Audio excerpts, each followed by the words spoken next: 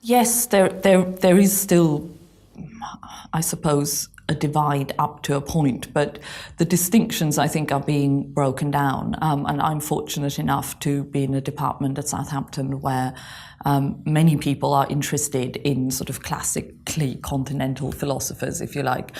I mean, in many ways, this way of thinking about things and using these labels isn't terribly helpful, or at any rate the label continental isn't terribly helpful, because many philosophers who have been recruited or who have always kind of been either founding fathers of so-called analytic philosophy, or at any rate sort of people who have shaped that debate, are often from the continent.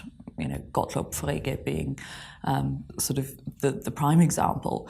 But obviously Wittgenstein had a profound influence on sort of early analytic philosophy as well, and he's obviously continental too. So if continental is just supposed to mean philosophers coming from the continent, then that's not exactly a very helpful distinction. I think people do mean more than that. On the continent in general, philosophy tends to be pursued, or has in the past tended to be pursued, in a slightly different way, in the sense that the borderline between philosophy and literature is slightly more blurred than, I think, in the Anglo-American area, for example.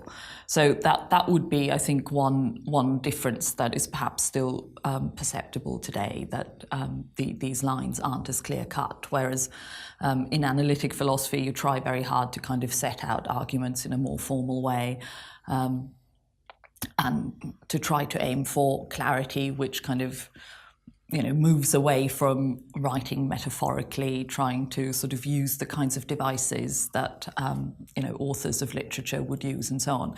But again, I mean, these are just generalizations. I don't think that is necessarily true of every analytic philosopher, and neither would it be true of quite a few continental philosophers. So I think ultimately the distinction isn't terribly helpful, and I think with globalization and there being lots of movement between different departments and analytic philosophy kind of blossoming in Germany, for example,